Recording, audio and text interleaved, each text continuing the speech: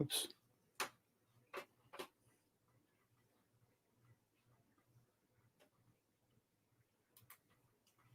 There we go. Hey, all right. Hope everyone can hear me. Let me know if you got sound, please.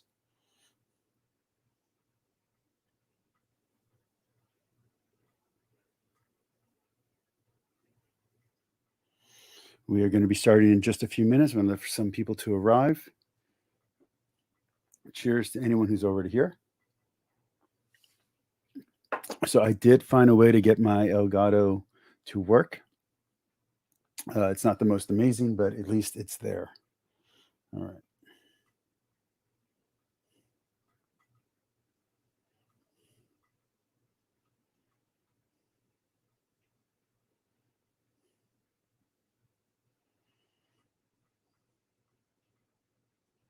Okay, I'm just going to check the sound real quick.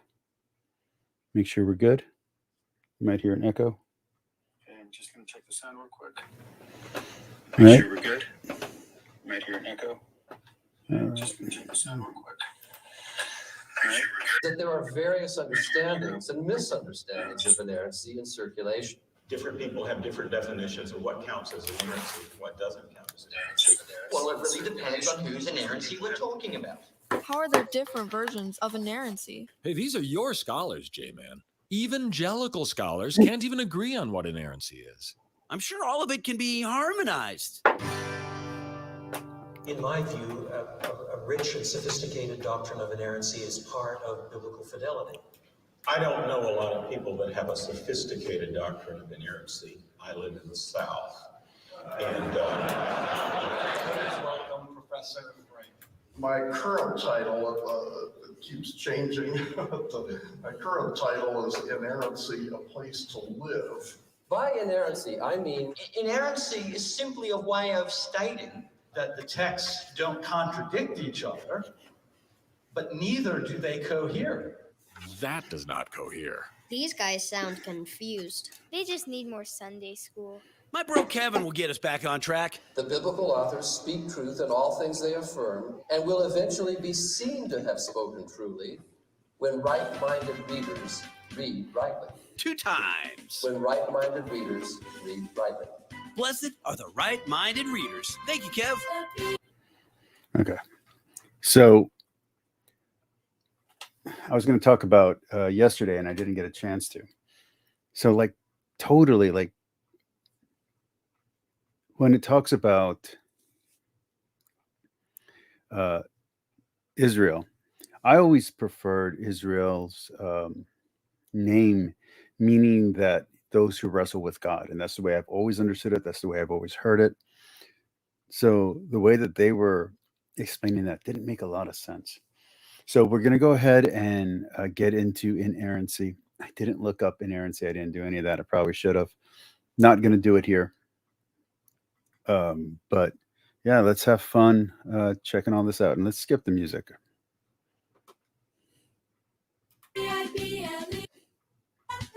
If not essential, is nevertheless expedient. Could you define expedient for? Hello, B.S. Lewis. Lewis, if that's even your real name. For me? Convenient and practical. Although possibly improper or immoral. Or just biblical. Why is the inerrancy and the infallibility and the flawlessness of God's word so important? Okay, so I think that's Rick Warren. It's really weird because, okay, so Catholics and Orthodox and Chalcedonians and I don't know, Armenians are not Armenians. What is it? Is it Armenians? We've all existed. All of us, all of these groups of Catholics of Christians have existed for 1,556 years before inerrancy came to mean what it means now under the Protestant idea. And we were all doing fine, okay? Not taking the Bible 100% literal was doing fine. And it was the world's biggest religion, okay? It was way bigger than what Islam was at that time. It was way bigger than any other religion in existence. And yet, these people are so scared to admit any error that they get in their own way when talking to not only their own children, but when talking to atheists, when talking to other denominations, other religions, Jewish people, Muslims. I'm trying to think of a non-Abrahamic faith they might interact with, Zoroastrianisms. Zoroastrians. There we go. I guess that's it. Zoroastrians. When they're talking to other religions, they just sound wackadoo, and yet still they somehow convert people. Like, I don't get it. B.S. Lewis, if this gets good and you want to hop in, let me know. I'm gonna spam the link in the chat a few times. Because, friends, if this book is not true, you're in a heap of trouble. Hell level trouble. And kids, you're stumbling. Be very careful about the things you're thinking. Do you want to hear me say, I never knew ye? Don't cast us aside. We love you, Jesus. Don't cast us, please. We believe you, Jesus. You are Lord.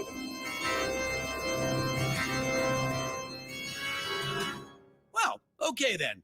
I want everyone here to pray. Pray on this word. Ask me. I'll open your spiritual eye to the truth and trustworthy. Okay, and already, I'll open your spiritual eye and all this kind of stuff. The mockery just doesn't work because it's talking about a Christ that not even the people who are being literalists believe in. So, in the first one, they're talking about an anthropomorphic God, and there's not an anthropomorphic God in the Bible. You have the integration of other narratives into what would be the old text, which is actually a later text. So when I was listening to the scholars who are ex-fundamentalists try to explain why fundamentalism doesn't work, they just kept on saying Christianity doesn't work, as if the fundamentalist form of Christianity is the only form of Christianity that can be true Christianity. That is a false perception. And I've heard Bart Ehrman make this false assumption over and over again. When you're talking about Christians, there's so much history to Christianity that you shouldn't degrade or neglect what Christianity is by limiting it to only to only a specific denomination, Protestant's view. Yeah. A single Protestant denomination's view. Worthiness of this holy word. Pray now. Oh, wait. Witness this, Satan. Discipline, morals. That's why parents send their kids here. Not because of any nerd history lesson. Parents send their children to church to learn good morals. Is that what they're learning? Students, I got seminary secrets about biblical morals. Your math is slightly off there, Satan. What math? Math is hard. Jesus will help you. Without my book, there are no morals. Is it going to be?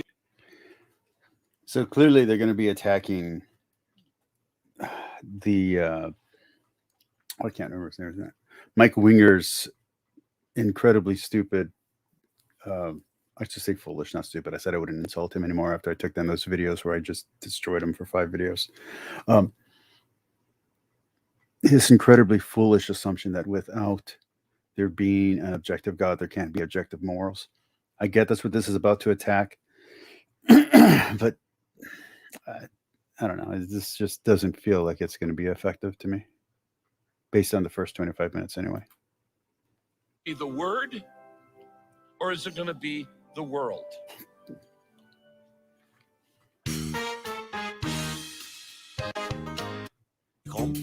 Doctor.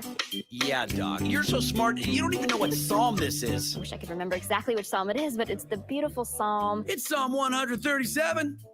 And at the end of the psalm, they're dashing the babies' heads against rocks. My turn. Happy shall he All right, let's play this part. taketh and dasheth thy little ones against the stones. Happy baby smashing? In the Bible? Book of Psalms, Psalm 137. Everybody sings the first line of the psalm. So where he goes right now is not very interesting. But speaking about, the bashing of babies' rocks against the walls. So there's three things that he doesn't address in here, or that the scholars don't address. Number one, this is not an actual individual incident. So there's no one incident that this is drawing back to that actually happened.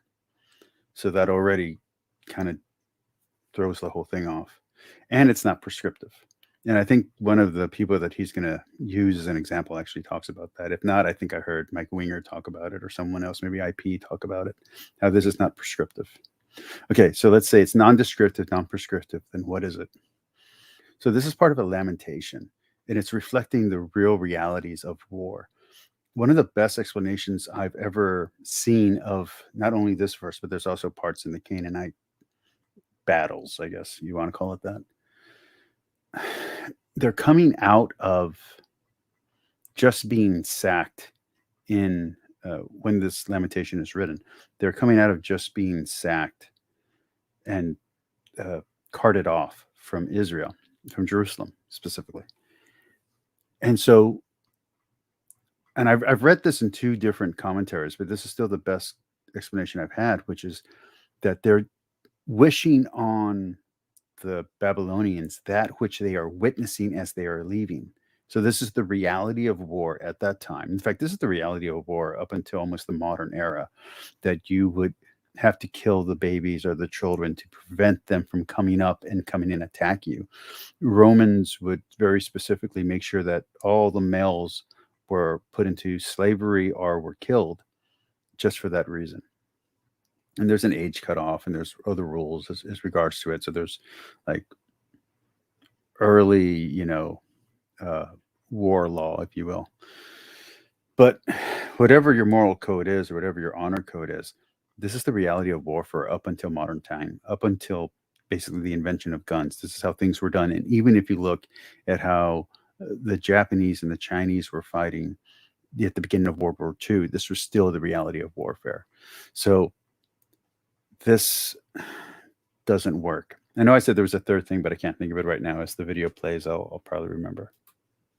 By the rivers of Babylon. No music. Dasheth thy little ones against the stones. Metaphorical, perhaps? Toss me into the bosom of my stoner mom? It's ideas that you should have these babies and strike them up against rocks. To me, it's odious. Extremely unpleasant, repulsive.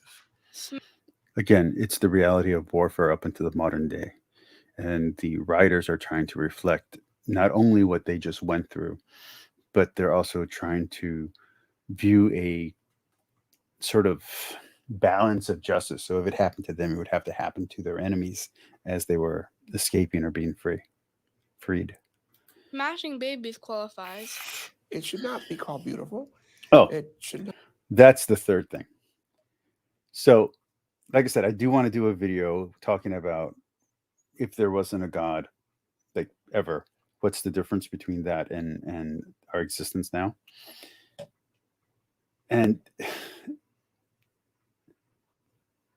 so you're reflecting a reality where this is what happens in the world. Even today, there are atrocities across happening, not only in warfare, but in peacetime.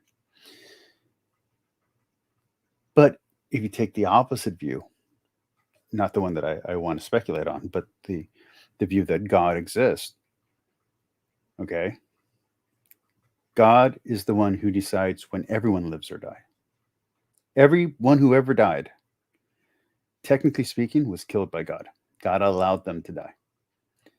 Everyone who ever died, everyone who was ever born, was technically created by God, regardless of the circumstance of that creation. So I think it is foolish to color this in a negative way when it is neither negative or positive. It's a neutral. So if God exists and these things happen, God either made them happen or allowed them to happen. That's the neutral response. So to be horrified by this just either shows someone had a sheltered life or someone is human murder is impossible. No, completely possible. like I said, either someone's living a completely sheltered life or they don't realize what their implication is. So the implication doesn't mean anything. People have always been killed. People have always had terrible things happen to them. You can't get away from that by going to a mythicist or to a non uh, religious view. So I just think this is weak. Not be celebrated in any way. You lied again, Satan. I found someone on YouTube singing the last line. And also, I didn't like the whole, oh, you don't hear them singing. If you listen to Jewish people or Orthodox singers singing this, they would they definitely include the whole psalm. I know that in the Catholic tradition there is one psalm that we don't usually sing, but when I'm doing my daily prayers and I do the palm cycle, the psalm cycle, the palmist cycle, I sing this one. So when I'm doing my prayers, because all the psalms are supposed to be sung. So I definitely have said this prayer more than a few times in my life. So including all the verses. So I don't know what he's saying. I know that it might be uncomfortable for Western Christians, but in the rest of the world, people know this verse. People know the whole psalm. And Jewish people definitely sing the whole psalm. And Orthodox Catholics definitely sing the whole psalm. So take your little ones and dash them against the rock.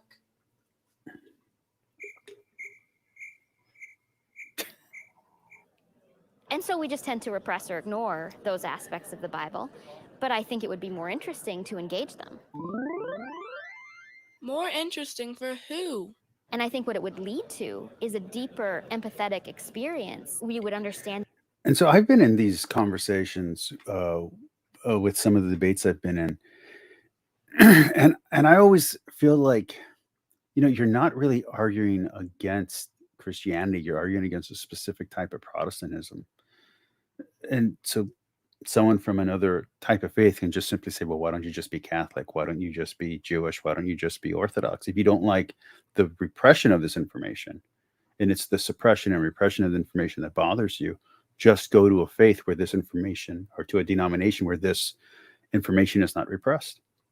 And your problem solved. You don't have to completely change your way of thinking. You don't have to go through a whole deconstruction, reconstruction of your faith. You just simply go to the closest faith to your own that's not repressing this information.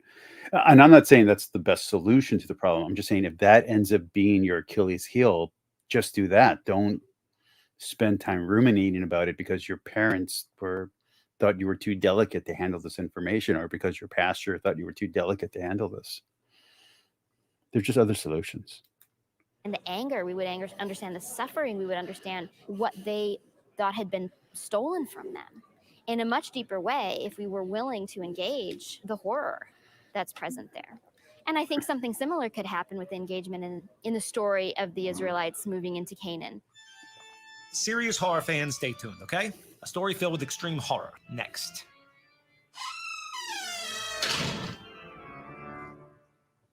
I don't like the Previously creaking in the noise, Bible, Sam. God broed out with Abraham. He promised Abraham a ton of land, but the land was already filled with Canaanites. Does a good God try and steal land? My ways are higher. If by higher you mean more violent? Hardly. You saw me. Didn't I ask y'all nicely to pack up and leave? I offered them many peaceful ways out. North, south, east, west. I don't even have to be nice about it. In fact, you know what? The time for my mercy has ended. You don't want to vacate the land? It's your fault, Canaanites. You asked for him. You deserve him. So, Josh, when it comes to mass murder, what's your take? I will leave nothing undone. Oh, right on. In the 7th chapter of the book of Deuteronomy, God lays out his attack plan for Joshua's assault on Canaan. So the problem with this approach is that it leaves the door open for relativism. And if you're going to be relative, then it's only murder from one side. So that doesn't work. direct orders for the Israelites when they enter the promised land. I really hate the Already creaking entered, door sound. sir. Said that once already. Say it again. I will leave nothing undone. Hey, this guy. Okay, yo. Yeah, I'm already here. Look down, huh? Stay in your lane, Israel. Now, Joshua, listen up. And when the Lord your God brings you into the land you are entering to possess, and drives out before you many nations, then you must destroy them totally. Make no treaty with them and show them no mercy. Do not intermarry with them. So, and I know that other people who have watched this video have already said this, but this is war hyperbole. You see this in all ancient texts. And in the Bible itself, it's proven hyperbole because in the very next book, whether you're reading in the Jewish books or you're reading in the Protestant Bible or the Catholic, division of books, whatever order you want to read in, the Canaanites are alive in the very next book, and it's a huge problem. The intermarriage between the Canaanites and I can't remember if they're Israelites at this point or they're already the Jewish people, but that's what happens to the narrative. They survive. So this complaining that this is included in the Bible is a very odd and weak complaint. If the Bible itself shows that not only was this command not fulfilled, but that the people themselves are alive. And unless you're only arguing against Judaism, if you're arguing from a Christian perspective, Jesus goes out of his way to include these people back into the family of God. So I don't know. It doesn't work. It doesn't work I feel, I'm not an atheist, but I feel if I was an atheist and I was going to be attacking the Christian tradition, or at least this Protestant interpretation of ultraliteralism, I would be concentrating more on the fact that the Bible says they're wiped out, and then they exist in the very next book and exist throughout the rest of Israelite history, versus trying to show how grotesque or how immoral the supposed command is. It's just the wrong approach. I just think show the contradiction. Don't try to argue about morality, because all the Protestant in this point of view is going to go, well, you don't even believe in objective reality because you just opened the door to relativism. So even if you're not a relativist, it's the exact argument they're going to throw at you because that's the door you just opened. Anyway. Why are all your boys sliding into my DMs? Do not intermarrying with them, for that would turn away your children. Why are we doing it? It would turn away your children from following me to serve. And in almost every, again, they keep on saying Bible secrets. In almost every commentary, even the most evangelical and fundamentalist commentaries I've read on the Bible, they highlight this point that the reason for this inclusion of this hyperbole in this part of the Bible is because I think it's the priest who are writing the next part of the Bible are looking back and saying, hey, if we would have wiped them out, we wouldn't be having this intermarriage problem now. So let's include this line in this part of the Bible. That way it's there. And the reason why the Christians maintain that line is because the version that they got, the version that they're translating, whether it's in the Septuagint or whether it's in what's another source? I guess the Masoretic text.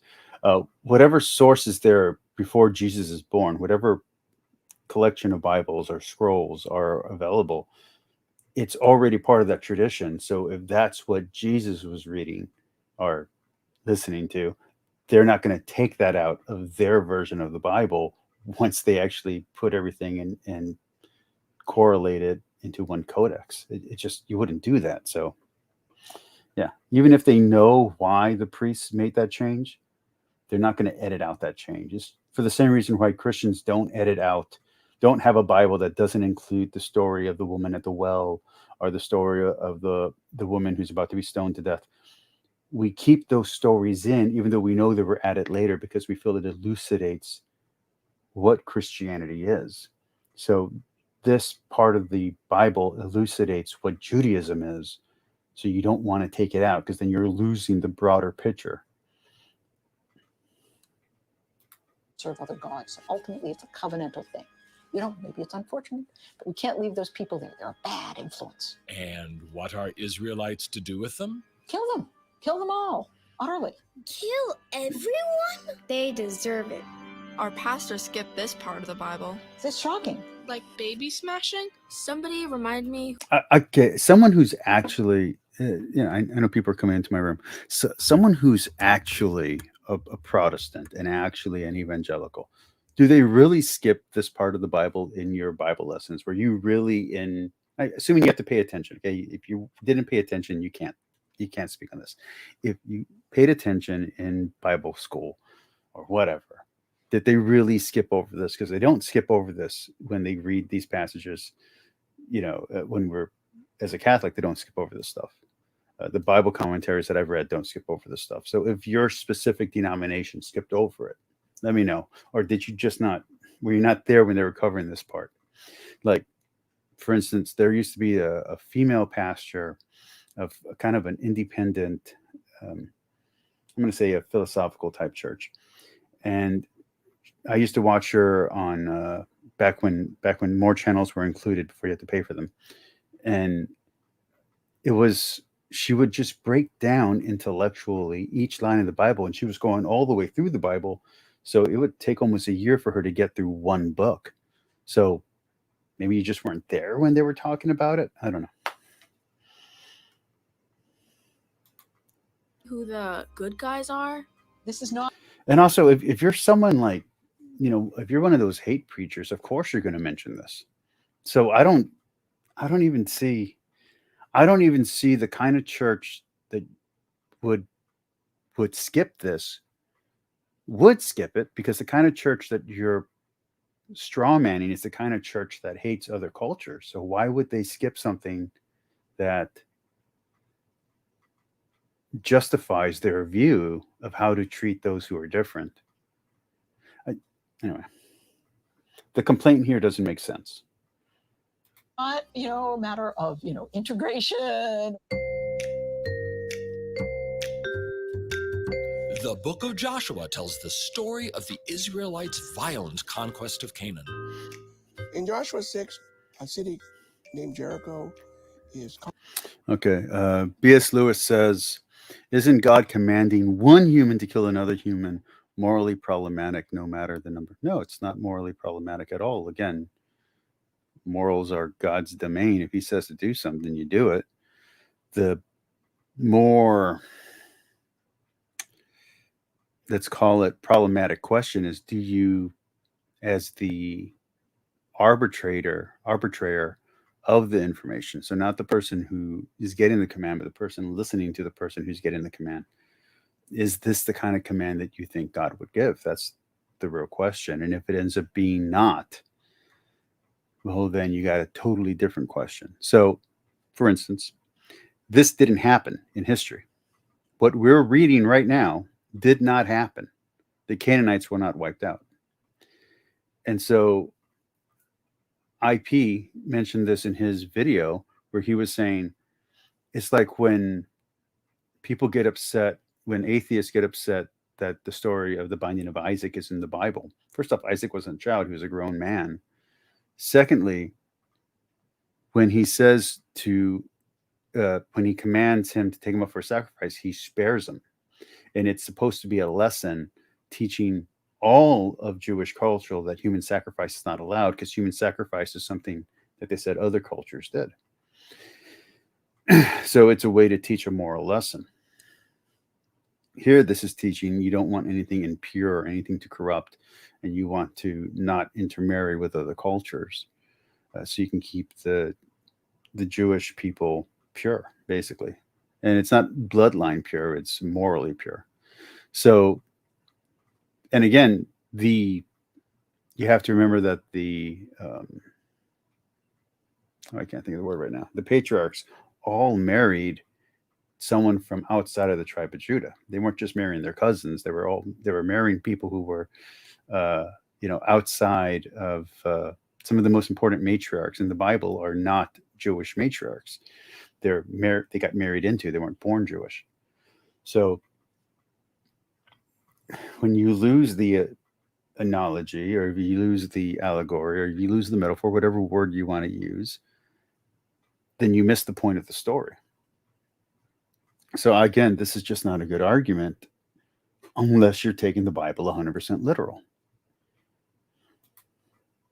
Conquered by the Israelites, they go in and they kill all the women and children. No, we're just not that. You see, there's a lot of killing in the Bible, a lot of genocide, a lot of killing of the Canaanites, women and children.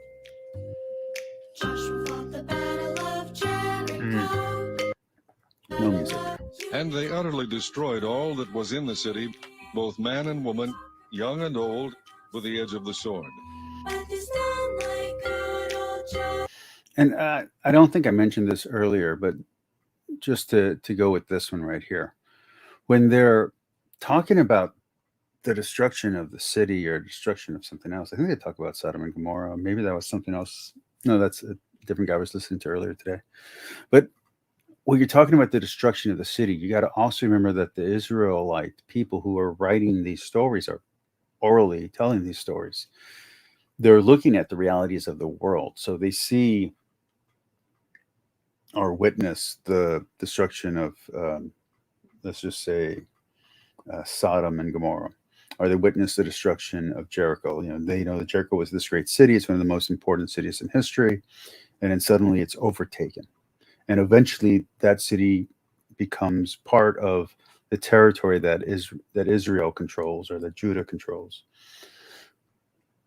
So you have to explain that. So how did a nomadic warrior tribe conquer a fortified city? And so from your perspective, you're going to talk about how God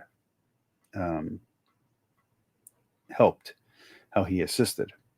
So it doesn't make any sense to complain about this unless you're calling it historical. But if your whole argument is that it's not historical, then arguing about the morality of a thing that you don't believe even happened, what's the morality of a fictional event? That doesn't make any sense. So the argument is inconsistent in the video itself. So either you're going to have to take the perspective that it happened, and then you can talk about the morality of God giving the command, or take the argument that it never happened, and then continue forward with the argument that God doesn't interact with history because he doesn't exist, because this event never happened. Those are your two stream of arguments. When you try to cross those two streams, you're just either being intellectually dishonest, or you're being illogical in your argument. Yeah. Because that's part of the directive given in Deuteronomy 7, that when you conquer the land of Canaan, the Hebrews are to exterminate everyone. And they burnt the city with fire, and all that was therein. Is that really you, God? They should have left already. But that's impossible. You do know our legs are made of felt, right? When God kills people in the Old Testament or any time, does he give reasons, or does God just wake up like one day saying, Canaanites, I want them all dead? Previously, we heard God and his evangelical scholars slander the indigenous Canaanite peoples. So someone, I don't know, I think it was Inspiring Philosophy. I think he said that this is actually like a real documentary or something. When was all this stuff filmed? Because everybody looks like 10 years or 12 years younger than they look now on YouTube. So, okay, anyway, keep on going. A culture that was incredibly homosexual, sacrificing their children, eating shrimp. Gay shrimp eaters. You know, it might now be appropriate to ask, are there limits to victim shaming? Now, the really difficult problem, then, it seems to me, is the children. Now, the more difficult problem is the children. How could God command that the children be killed? I'm going to play it out. I'm going to let them say what they're going to say. But again, everyone who's ever died dies at least by God allowing it. So angels kill people, God kills people, people die. Okay, so if your grandma died, if your kid died, God allowed it. So I don't like this weak, soft argument about the authority of God. If you believe God's authoritative, then yeah, people die and God either allows it or commands it. Those are your only two options. So because these are innocent. Whew, that is indeed a problem, Willie. Let's restate that once more. For the children. How is it consistent with God's nature that he would command that these Canaanite children be killed? Exactly. How could God do that? God knows who will or will not repent of his or her sin, and if he concludes that the children would have grown up and acted similarly, he's perfectly right to institute capital punishment. God has the right to give and take life as he sees fit. Children die all the time, every day. It's right for God to slaughter women and children anytime he pleases. Wow, and they call me the Prince of Darkness. Also, although it isn't a given, I agree with Paul Copan. From an article that I wrote with a friend of mine, Matt Flanagan. This is a central part of the moral arguments. You hear people like Paul Copan and William Lane Craig. And again, the argument from consensus is that this didn't happen. So if it didn't happen, arguing over the morality of something that didn't happen is very reductive and overly speculative. One of the games that I love is Cyberpunk 2077.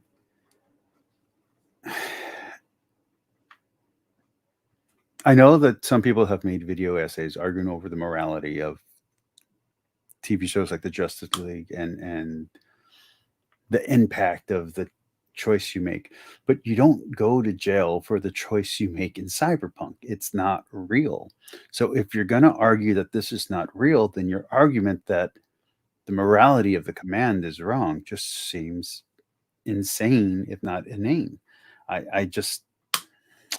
You're going to have to fall on one side or the other to have the argument that you want to have. I believe in the salvation of children, that this was actually a mercy extended to them. And those children, once in heaven, would be grateful that God had issued such a command to the Israeli armies to wipe them out. So the death of these children meant their salvation. They were the recipients of an infinite good as a result of their earthly phase of life being terminated.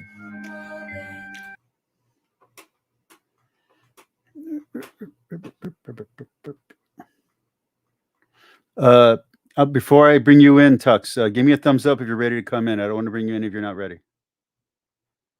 Yeah. Hey. I think I'm ready. How you doing, my friend? I'm doing well. So, how you been? I've been pretty well. I had COVID 2 weeks ago, and that's about the only thing. Haven't been massively successful at work this last month, but well. How many cards you sell for this month? I've got 2 out for the month. What's your goal, 7 or 12? I probably average just under 5, around 5 right now. Do you sell a luxury brand? Yeah, luxury brand. Okay, there you go. I like to get to 10 every month, but that only happens like once every 3 months.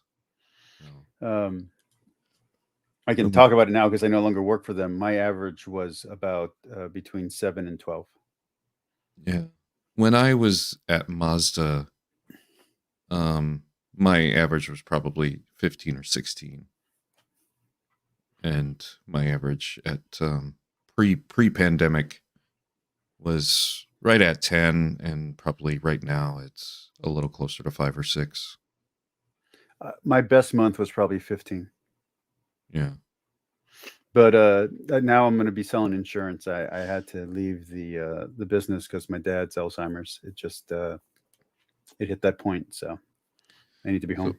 So you've got a mental block here. I noticed on I want to go to bed, but you've got a mental block on arguing why, and I hear some variation of you can't have both feet planted in each side of the fence. Yeah. So what I'm let me restate my argument. What you're saying, isn't it? Let me restate my argument, and then you can attack it. Okay. Yeah. So my argument is that if you're going to attack the literalness of the story, then it makes perfect sense to argue the morality of the actions in the story. If, on the other hand, you're going to argue for its historical inaccuracy and for its illegitimate claims, then it doesn't make sense to argue that the God giving the command is immoral, because then that leads to a third. And we've all been in debates where someone who's a lowbrow Christian has brought this in there, which is, okay, so you hit the first one and that contradiction throws them off. Then you hit the second one and that contradiction throws them off. Not the contradiction in the Bible, but the contradiction in the argument.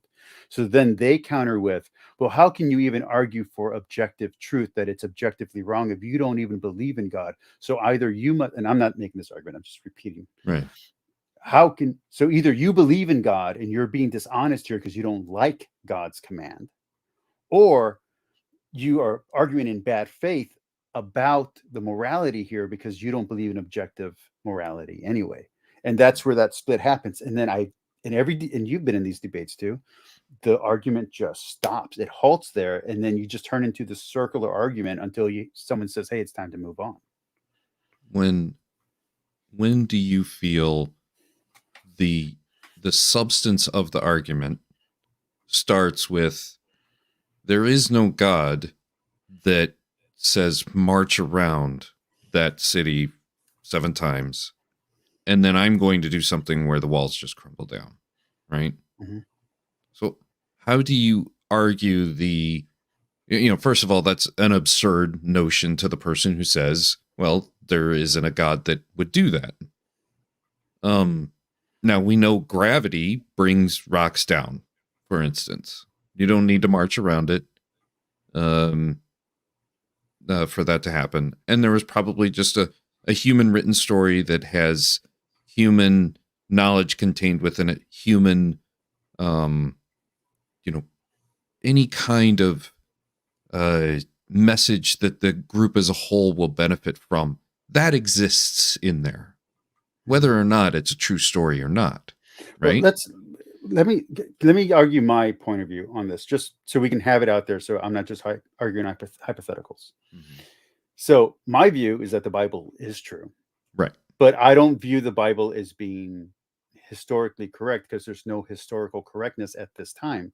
And this is talking about a time before the part that was written. So this part is written after the exile, reaching back to these events that may or may not have happened.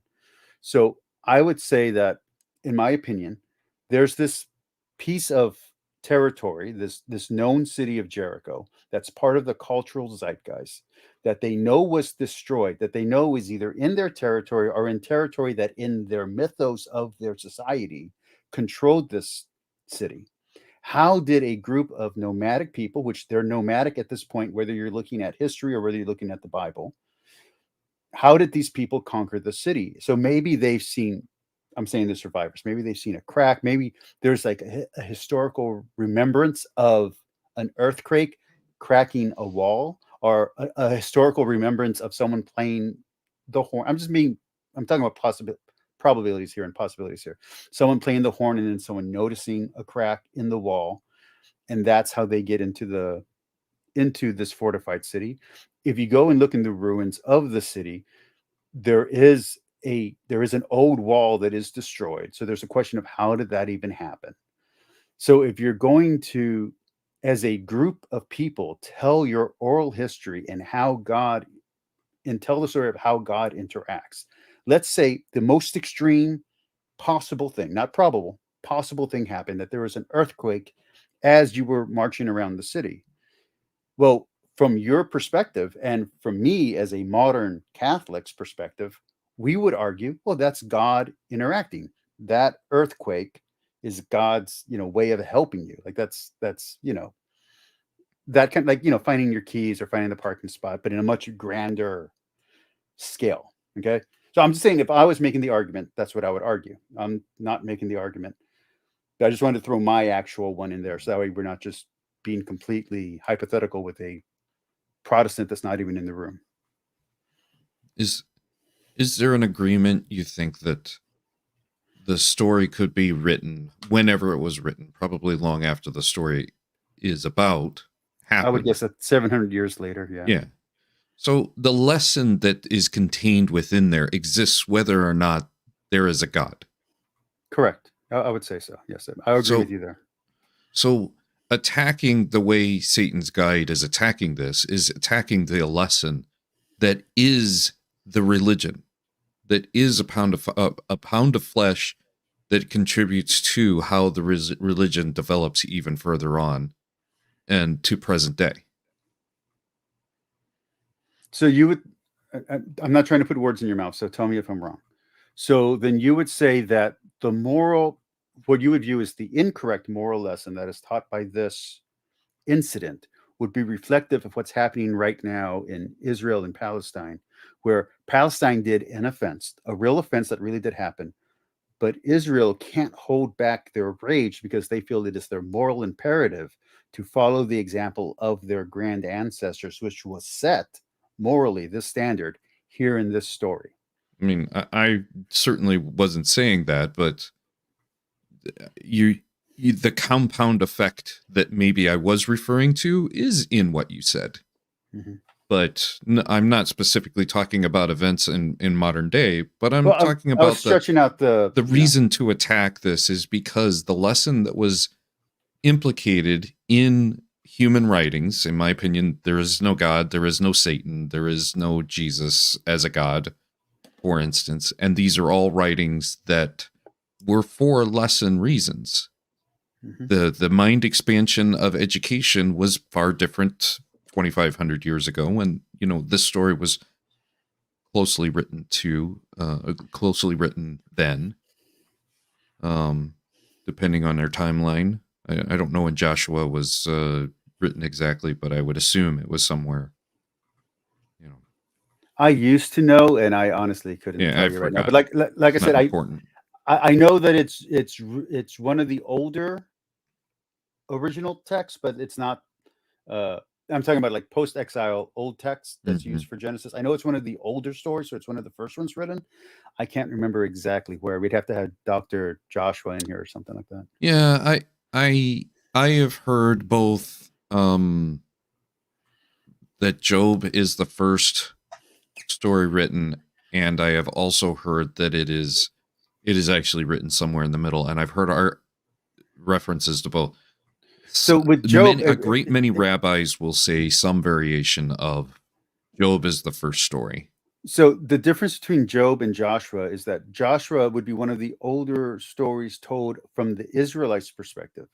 Job is a story that's coming out of an older tradition that we haven't identified yet, but it's older than the biblical tradition. Mm-hmm.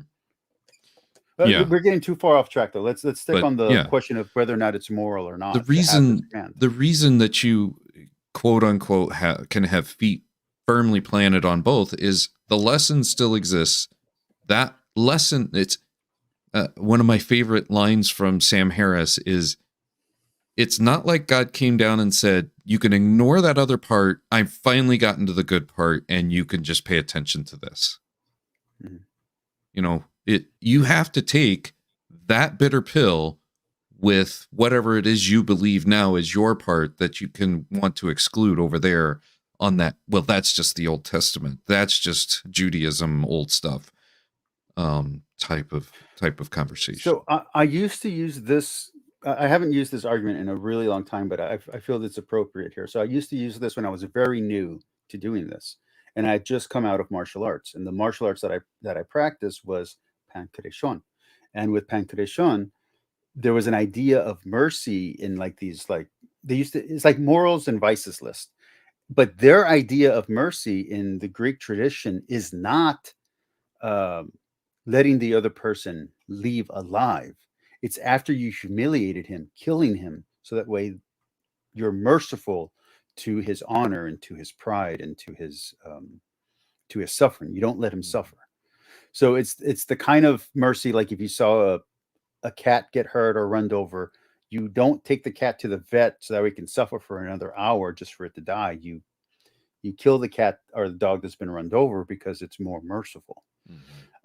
So if this is a wartime story, which we're assuming, we're both making the assumption, which we could both be wrong, that this is a war event and not just a natural cataclysm that destroyed Jericho. So let's assume that this is a wartime story, that a grain of truth that transmits into the moral is this battle. If your goal is to kill all the people in this city, it is horrible what I forget the word. It's not siege. When you surround the city and you don't let food out and you don't let, and you starve people out, that is a horrible thing. And it's actually that kind of barricading is right now what Israel was trying to do to Palestine, and the whole world said, no, we're not going to allow that.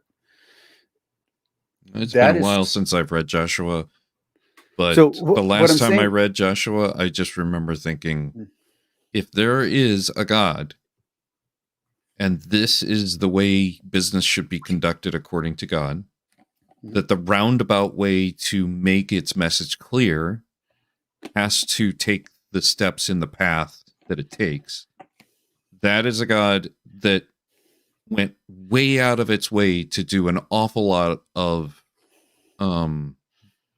detonation instead of teaching. No matter how you slice Explain that. I want to hear an explanation of that. Keep in mind, it's been a long time since I've read Joshua, but I want to say about 8 years ago was the last time I read it. And I just remember it starts with this nice little story that everybody remembers, but it takes the path of, Joshua, and keep in mind, I might be merging a couple other stories, but basically it takes a path of planting. Do you ever play Rummy 500? No. Well, I play a lot of Total War games, so I mean. So it's a card game in which you discard. You pick up a card and you discard a card. And the rules are that there's several strategies within this game. But one objective is to kind of control the game by laying down a card that you know you're going to pick up later. And you see over and over again in the story, you see this laying down of information. To use Mike Winger's phrasing, propaganda. They lay down a propaganda piece. By the way, I did watch your video, just to let you know. To pick it back up. And it was a good video. Thank you. You lay this discard this, knowing that you're going to pick it back up. When you are laying times of war to massacre in a way that to us seems foreign, but maybe back then seemed very appropriate. Maybe there were rules of engagement that were like, well, hey, instead of enslaving us and the suffrage for long term, just get it over with, rip the Band-Aid off. And that's fine. But if there's a God involved who is a good God, it seems like anybody he wanted in the fold, he could teach far easier than the path that he took for Joshua. Let me ask, and don't forget that if I don't think Joshua's in Judges, but if Joshua's in Judges, those are examples of people behaving badly. But I don't think that's where this comes in. I just wanted to mention that. But if you think about authority, moral authority, so let's think about a president given an order or a prime minister given an order, whether it's Dresden, whether it's telling soldiers even today to go into a village and, hey, you're going to have to take out the sniper or you're going to have to take out whoever. And it's a young person. Okay.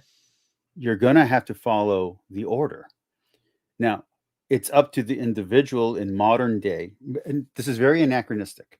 It's up to the individual to decide whether or not that is morally correct. But in a society where you don't have that individualistic choice, and you're being told, hey, go follow this command, this is the right thing to do, this is what has to be done, would you say that the president or the prime minister, if it's a hard command that's not against the rules of engagement, that's not against the agreed upon society, that the path to victory is what matters, not the feelings of people 3,000 years later about the morality of the situation? Because the goal is to have Israel. The short answer is yes. Okay. It's definitely through the modern day eyes. However, there is a God that can see into the future, and if that is what it takes to accomplish his end goal, assuming it's a he, there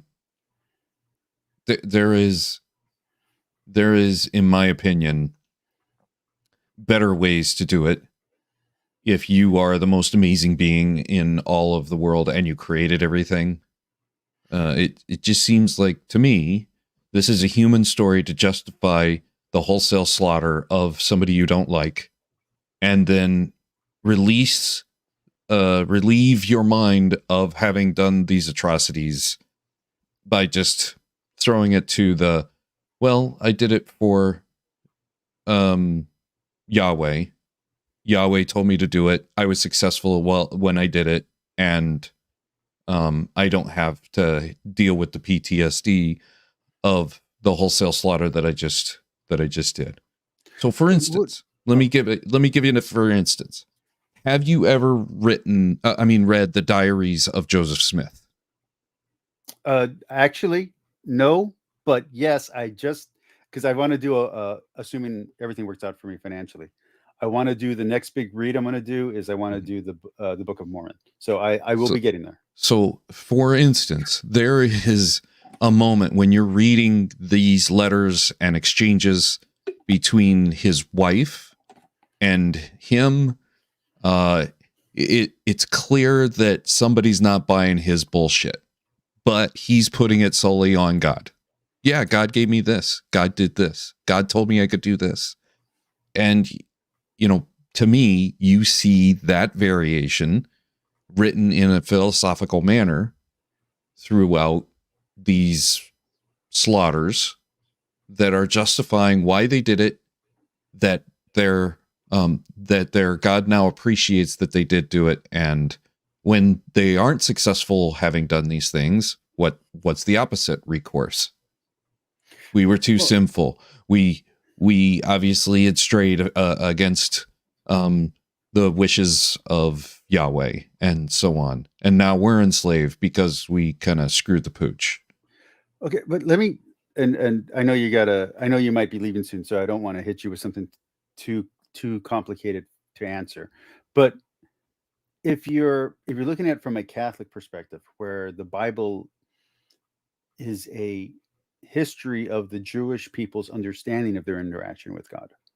So you're not talking about inspiration, meaning that God is dictating the rules, but this is a person under the guidance of God writing what happened or what they speculate happened to teach a further moral lesson.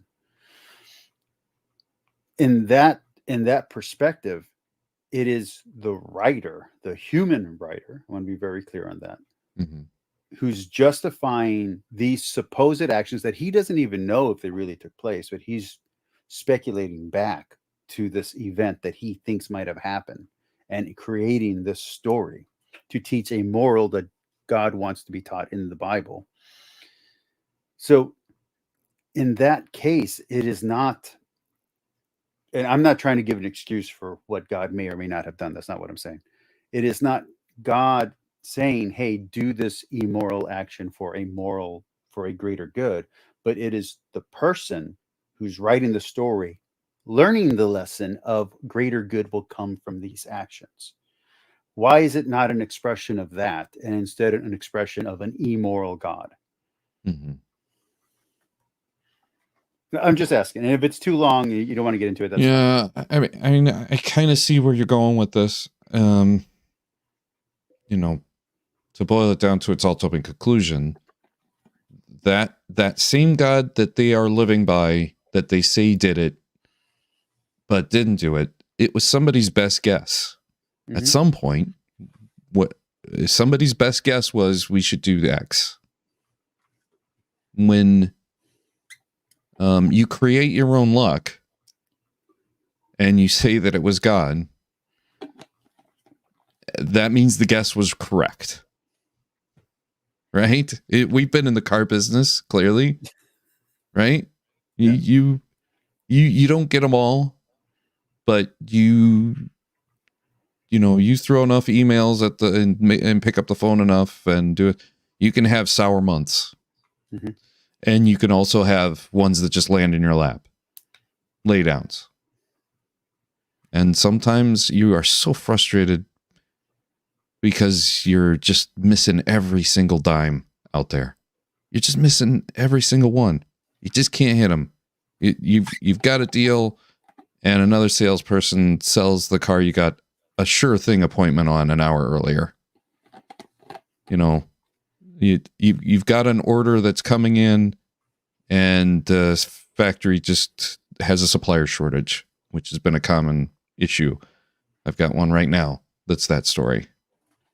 That car should have come in about today, but now it's not going to get made till April. You know, you have some of these things, and the short answer is you create your own luck as a human. You can still have a bad day because of creating that luck. But okay, considering the business that we were both in, that you're still in, and considering, and I'm going to use the example of baseball. So you think about baseball, you think about cells, cells in general. This is a very superstitious group. Everything is based on luck. Everything, if you're religious, it's based on God. Everything comes down to this idea that nothing is in your control because you're in a situation where it is random, seemingly. Even if you're a determinist, you can't force people to buy, no matter what your philosophy is, no matter what your view of physics or reality is. You can't force something, so it either happens or it doesn't. So it's so out of your control that the majority of people, whether they're religious or not, whether they're spiritual or not, are going to believe in some kind of luck, some kind of greater power, some kind of Grant Cardone method to get things done. Wouldn't you rather someone take, let's just say Grant Cardone, and take his lessons? By the way, I went to a Grant Cardone hotel conference room seminar like in 1996 or something like that. True story. How was it? Was it good? You know, I don't remember any specifics except for he did this thing where he took a pitcher of water and said, I have this much knowledge. And he took a glass and he was like, you may have a lot of knowledge, but you can't fit all this knowledge into this glass. And he just kept overflowing it and overflowing it. And then the next time the banquet representative came in, it was like, hey, somebody spilled a whole bunch of water over here. But my point being is that wouldn't you rather someone take one of Grant Cardone's lessons that could be applied to anything and can be used to scam people, and take it in a morally appropriate, you know, like, let's use this, the best interpretation possible of our understanding? Wouldn't that be a better method of interpreting than saying, hey, let's find the worst possible way to do this, so let's encourage the maximum amount of misuse of the information? Like to me, a Grant Cardone figure as a military leader makes sense to rile up get the troops ready to go to war, march around the city for stupid reasons. You know, that is what Grant Cardone does, is he gets you to march step for kind of the reasons. And here's the thing, it might not sell cars in the long run, but your mental readiness for having done those things prepares you for the general runarounds that you're going to get to be successful. But don't you think, like, so let's go back 3 versions of this argument. If this event was real, that the general would want his troops believing God's 100% behind them, just like the people inside Jericho are going to believe that their gods or their patron god is 100% behind them.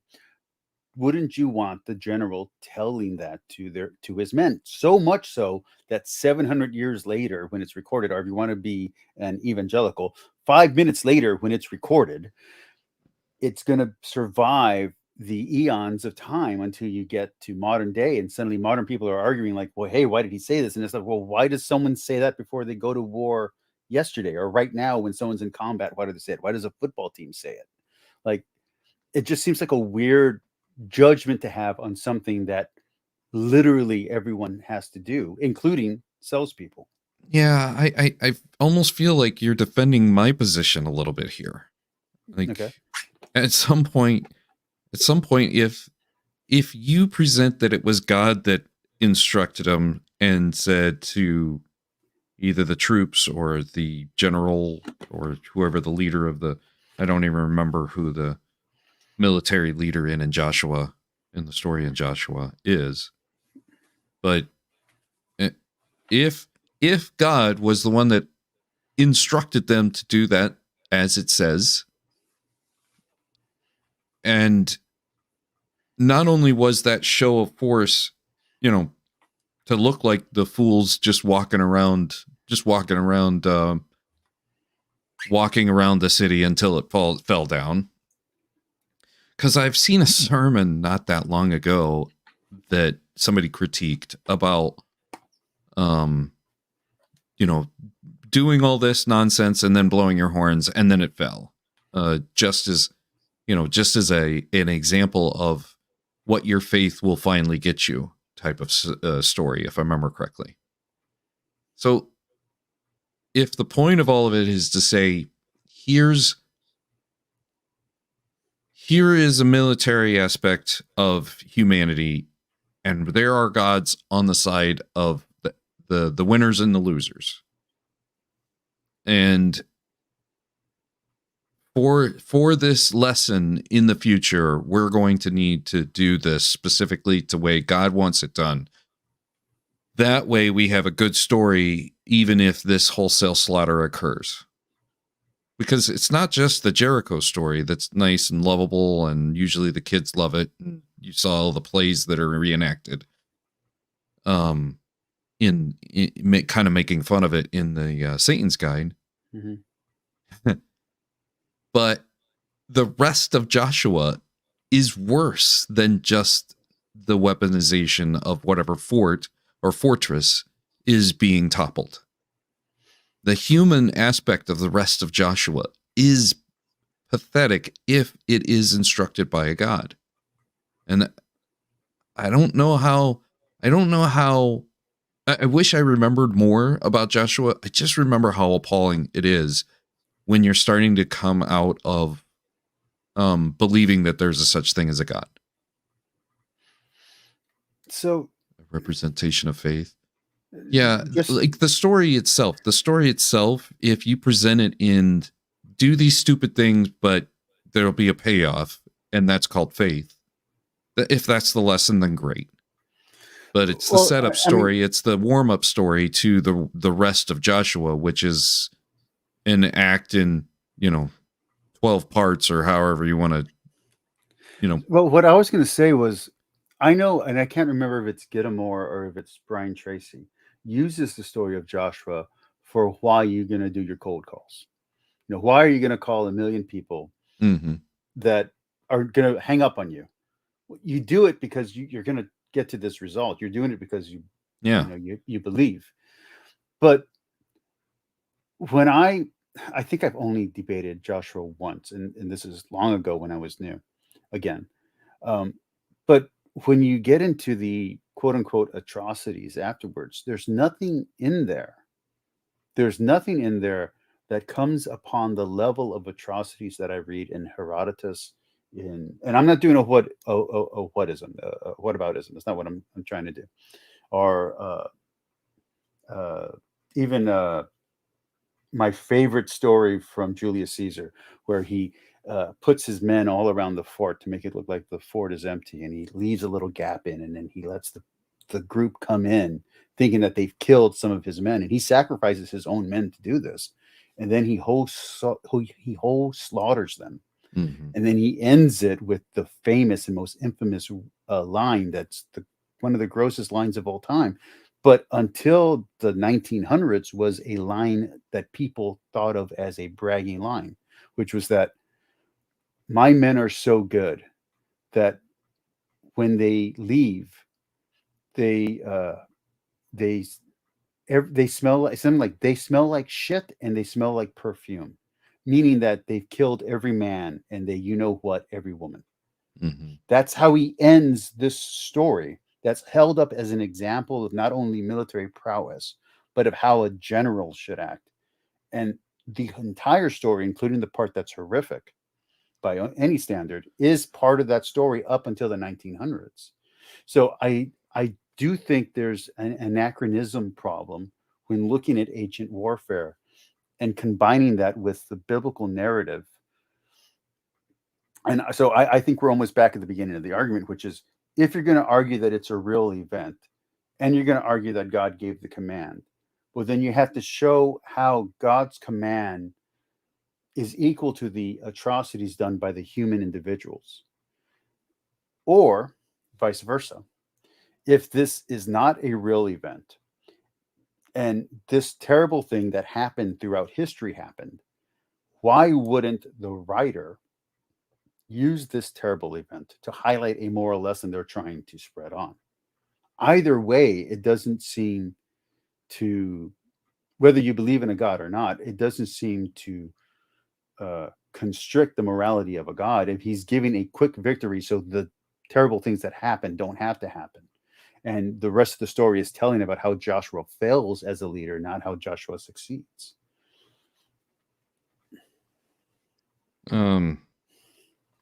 Yeah, there was something you touched on. I just remember back in the old days, you didn't have all the CRMs and data information available. And one of the things that they wanted you to do 30 years ago was to call people in the Peddler's Post, or, you know, the old magazines like Auto Trader, where people were selling their vehicle as a place, as a source to try to sell a new car. And I never sold a new car to somebody who was advertising their car. I never took that car in on trade. Not once. But I can tell you what I was able to do is, anybody who said to me, you're not giving me enough for my trade, look, there's this one for sale. I do have a scenario in which I said, yeah, I called that guy. I asked him about this vehicle. Here is the difference between it and why it doesn't stack up to yours. And I can almost promise you they already knew that when I told it to them. So just remember, that example requires zero murder and zero mayhem for the betterment of humanity, for the reality of any situation. And so when Satan's guide is essentially bringing a microscope onto this death and destruction, I can confidently say, if you're a good God and you give out morals, this is the worst way to do it. There are better ways to do it. I think it's just humans who did evil things just because either they were selfish or they were greedy, or they saw land that they wanted, or they saw women that they wanted to plunder, use as plunder, or some variation of, we don't like them. Here's the propaganda on why they shouldn't exist anymore. Let's go execute them. And this has been the human story over and over again. And I don't think you need a God for that to be a maturing factor. So I'm gonna say what I'm gonna say, and then I'm gonna play the video again, because I'm trying to get as much of the video as possible, and I'll let you say your piece after I say what I'm gonna say. But after that, I'm gonna hit the video. But so I think of Romulus and Remus and the, you know what, of the Sabine women. I can't say that word, so I'm not going to say that word. I want to keep. I'm on my way toward monetization. I'm in foreign territory, whatever you're talking about. Okay, so there's a. I'm going to go ahead and say the word. I'm going to use grape.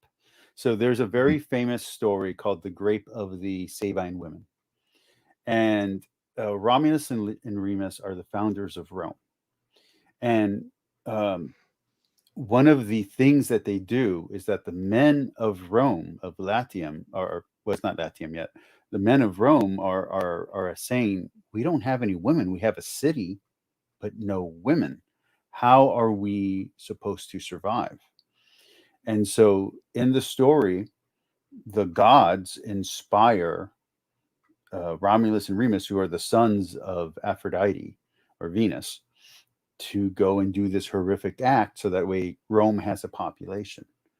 So let's pretend that we are a Christian, a Catholic, because there would be Catholics at that point, a Catholic and an atheist in mid-period Rome. Okay, so we're after the Republic, we're in the Empire, we both agree that we're good Roman citizens, we both love Rome, we both think it's a great country, and there's this horrific story about what happened for the founding, for that way Rome could survive, and we're debating the morality of it.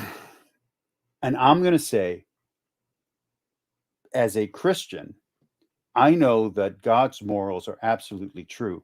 So I know that God would not command them to do the evil actions that they did, while God might still want them to found a city. And your reaction back as an atheist in a pagan culture will be what to me?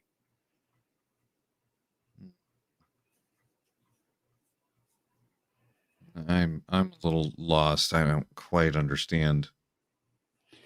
So I don't the quite understand the analogy. I mean, here's what will make this analogy work for me. God shows up, taps him on the shoulder, and says, and takes a selfie with him and shows it to Jimmy Tux in the year roughly 8 years ago when I started to transition to atheism. Okay, like that's it. I don't really understand the analogy here. I don't remember this history lesson. People ask me all the time about Alexander the Great's writings. I could care less about Alexander the Great. So if there is I love this, ancient history. So yeah. If there is this scenario going on, and there is a God that either wants or doesn't want it to happen, you have to have the problem of evil ever present there. The woman, as if in the biblical sense, is just property and is the purpose of procreating. Well, then mission accomplished, God, right? If there is a humanity well-being in which Rome is, going to be this great conquering nation finally because of this sexual act occurring and creating that nation, there has to be a point in which you say that this evil that it took to get to this end, was it worth it? Was it all worth it? And to me, you don't need a God figure for that to happen. You have somebody who has either a short-sighted plan or a long-sighted plan, and to use that type of sexuality to start whatever it is that you start. If it's an empire, great. You had a good time. It was fun while it lasted. But I want to just it wouldn't be sustainable. Because we're both on the road to monetization. He's not endorsing that, and me taking the Catholic perspective of that it's wrong is not me denigrating him. We're talking in hypotheticals, and he's trying to place the hypothetical back into a more realistic argument. Yeah, I'm just putting that out there for us. I can steal a car and get to enjoy a really nice car, but it's a little short-sighted. or I can work hard and I can buy the car and I can enjoy it. I can buy a car that makes me famous, and because I'm famous from buying that car, it buys me more cars that that also, you see that too. You see celebrity just because they have something. But if Emperor God Cardone, okay, called you tomorrow morning and said, I need you to sell a car. Mm-hmm. And he doesn't tell you what you're going to do afterwards or how you're going to get the job done. He just simply tells you, this is what you're going to do. And this is where you're going to do it. And then you, on your own initiative of your own free will or own deterministic structuring, go and kidnap an old lady and force her to buy a car. Or after you buy the car, you take the proceeds from the sale and you go to a strip club and you do every drug in the book and you do horrific, things at the strip club. Mm-hmm. And then you come back. That wasn't God's command to do all the extra stuff. That was your human will. The command was simply sell the car. Grant Cardone, Emperor God, said sell a car. He didn't say throw all your money away and have sex with 20 strippers. You know what I mean? I don't know. That sounds pretty good. All right, I'm gonna go ahead and hit play. If you want to stay in, you're welcome to. If you got to call it a night. Yeah, I'm probably gonna call it a night here in about. Let's go 5 minutes. Let's watch just a little bit of this. I don't remember what comes up.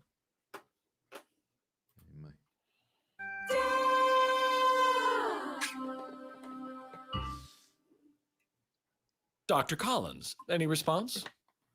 What hopes that the Canaanites appreciated the honor. That was horrible. Doesn't By the bother way, me. Is this part by the way, over? the young man wearing the bow tie, his name is Eddie. Just so everybody knows, he is my favorite of the video. It's not Satan. I know you would think it's Satan, but no, Eddie is my favorite. So one of the things that bothered me about this video, and maybe this is ironic, is that the Satan character says almost everything I've said in any video I've ever been with you or Gur or there was another guy I used to get onto. So it's like all of this stuff is unoriginal to me because I've read it all in study Bibles. So I'm like, how's it being hidden?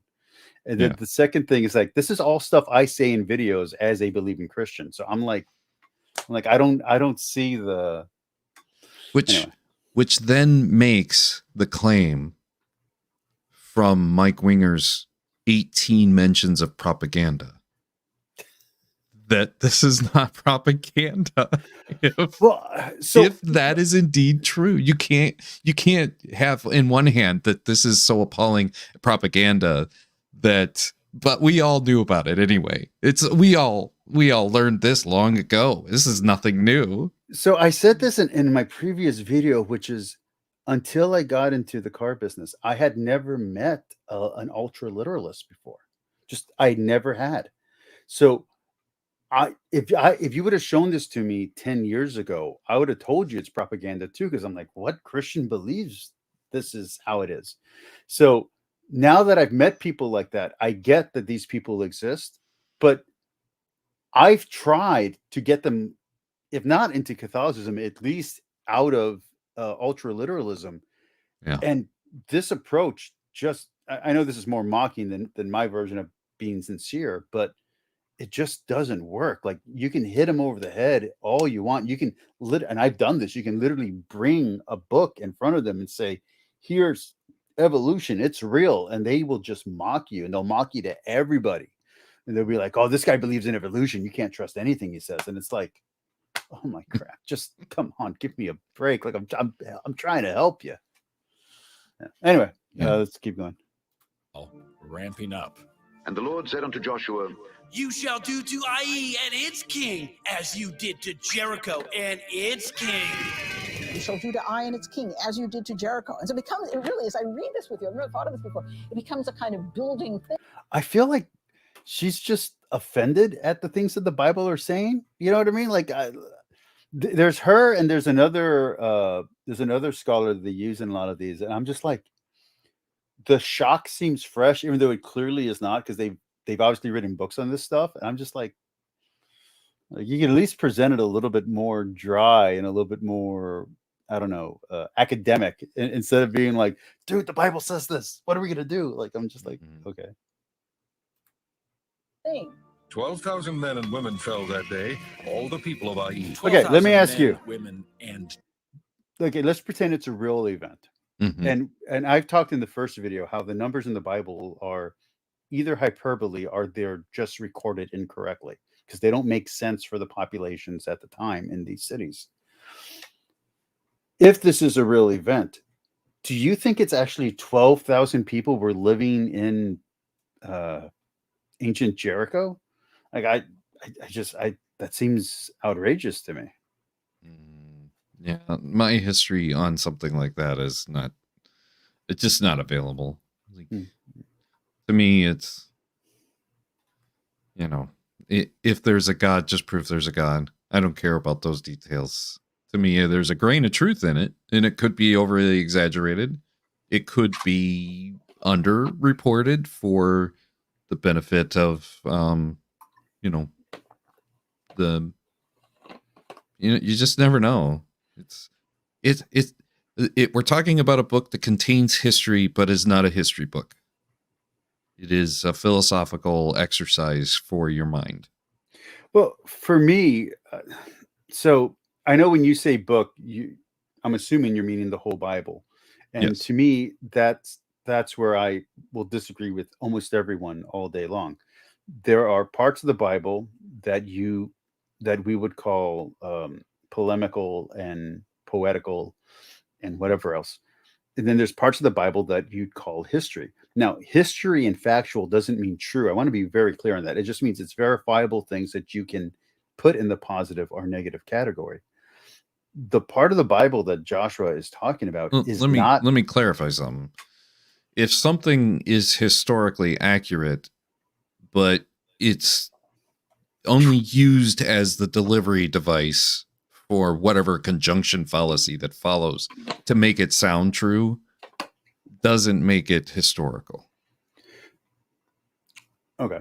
So just to continue on with that, when it comes to the Bible, you get actual history. I believe it's not with David, but it's after Solomon is where history starts lining up with what's in the Bible.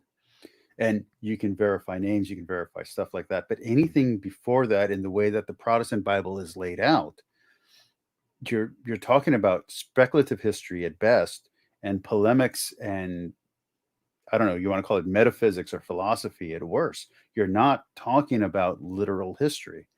And I don't know, and I'm saying I don't know Christians. I'm talking about the first century, second century writers. I don't know Christians who take Genesis that literally. I know there are writers later that do, and there are writers later that take Judges. I think they take Judges that literally, but I don't know of too many writers. John Christensen, who is the first literalist that I have on record, including between Jewish writers and Christian writers.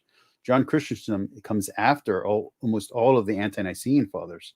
The ante-Nicene fathers aren't arguing for biblical literalism, especially in Genesis. Yeah, they're arguing that the Jesus stuff is real. They're arguing that the Gospels are real, but they're not arguing that the history as recorded in Genesis is a literal telling of history as to the standards of history at that time. Like, they're not even saying it meets the Roman standards of a history. You know what I mean?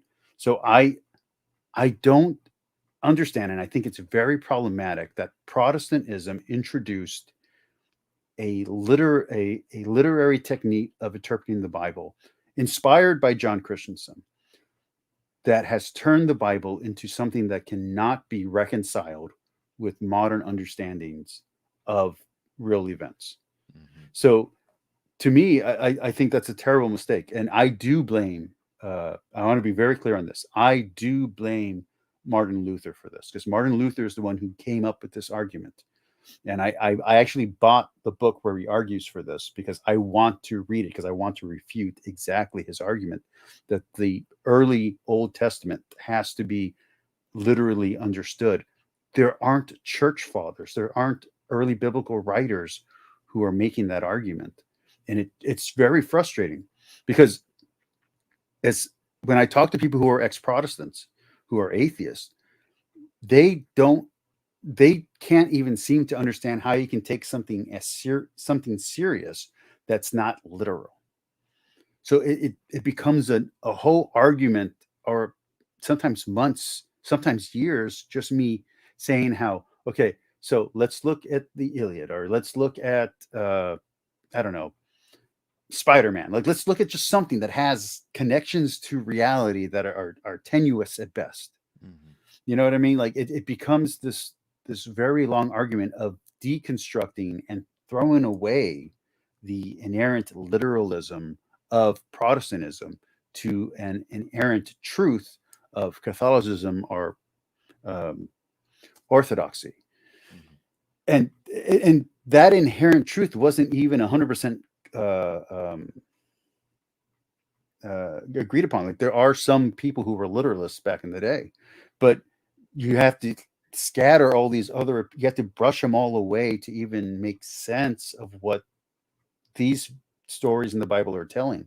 Because I said this earlier, like, if you want to make an argument that's going to attack these type of Protestants, don't try to make the moral argument that there's an immoral God making this decisions. Hit them with the heresy. Hit them with the God of the Old Testament is a completely different God, arguing for a completely different thing than Jesus is arguing.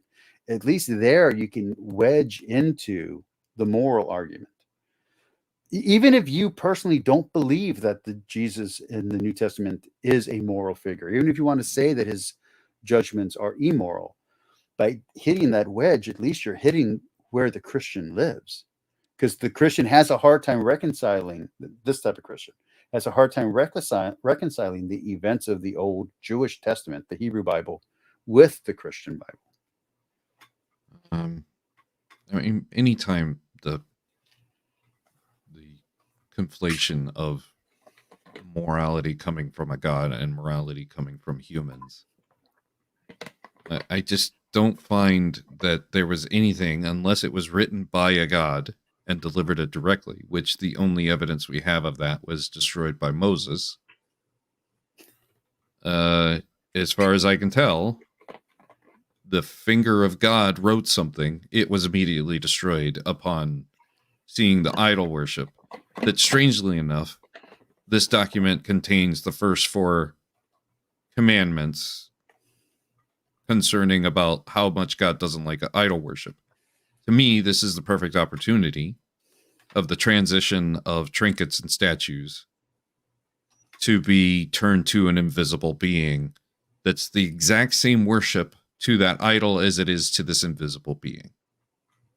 Again, and anything that comes from that. I'm listening to you, and you literally lost me there, and I'm actually paying attention. Can you say that again? Because even I was just like, what?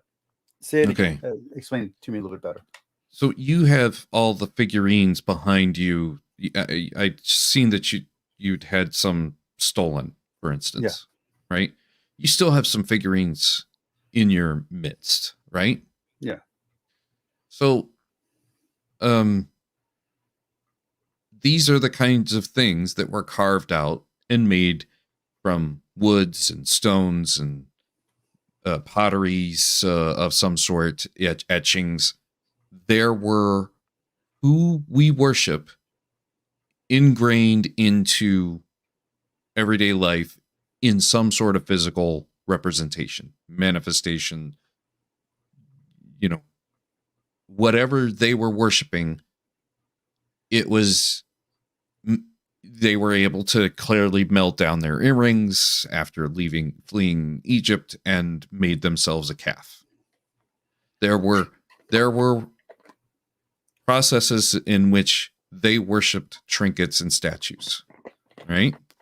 Psychologically, somebody figured out we can do the exact same thing that those trinkets and those statues and those idols, quote unquote, idols do. And we can turn it invisible. And that invisible idol is who?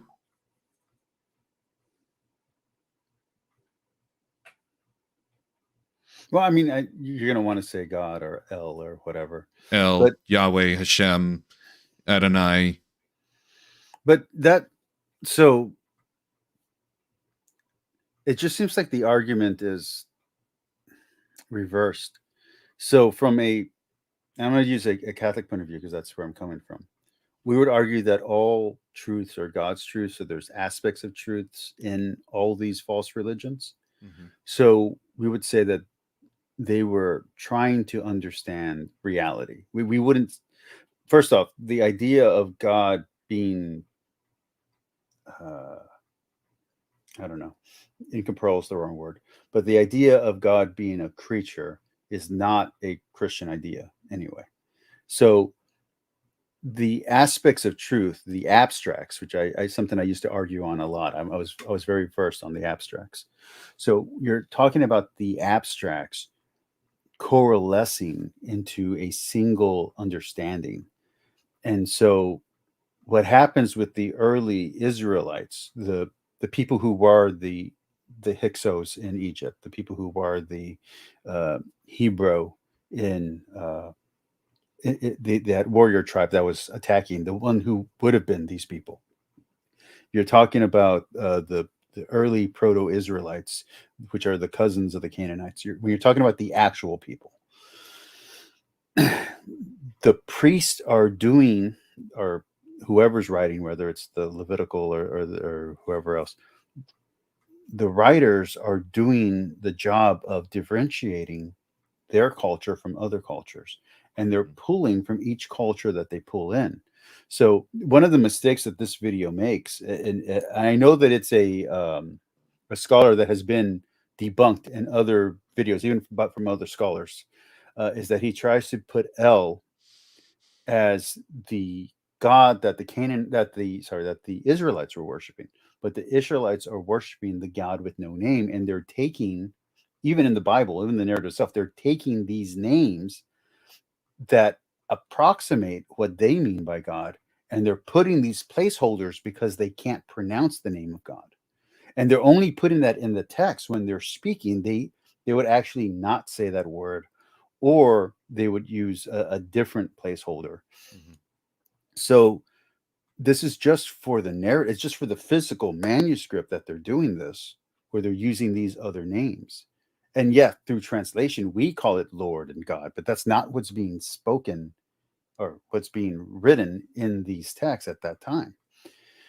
So I think that trying to say that, okay, all these gods collected creates the understanding of the one God. No, it's the people in this society trying to understand who their God is, even when they were pantheistic, even when they had that view, when they're trying to narrow down what they mean by God, they're taking these different aspects that work. That's why the Bible is so tight in its theology, and why the theology works so well for those who take the time to learn it. So Let me boil this down to its ultimate conclusion, then I'm going to take off. Okay. Who's the first enemy in the Bible that we come across? Baal, I think. But who are the Philistines? Who's in the story of Goliath? Who is the god of the enemy?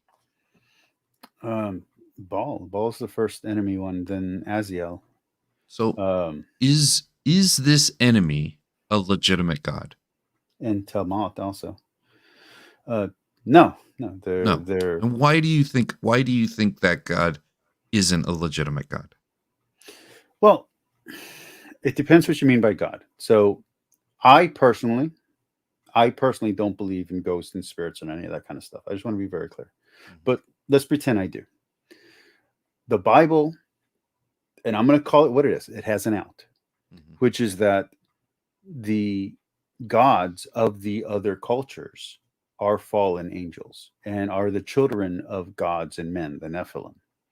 So as a evangelical Protestant, taking the Bible 100% seriously and knowing my verses, I would argue back with you that Baal and Aziel, if they are not Satan himself, because that's who they end up representing, that's the figure they end up creating out of them, are these fallen angels are the demons that serve the evil power.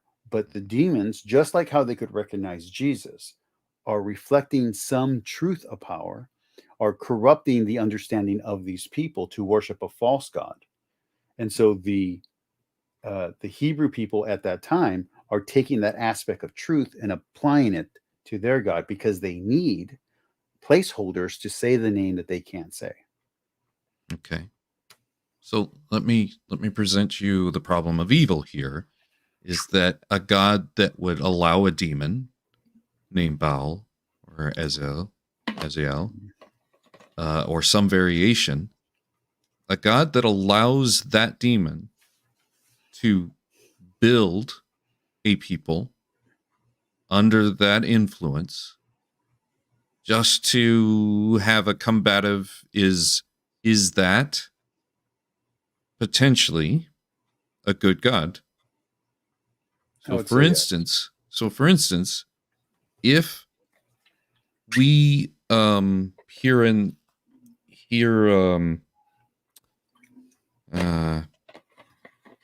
I'm going to leave that one, but okay.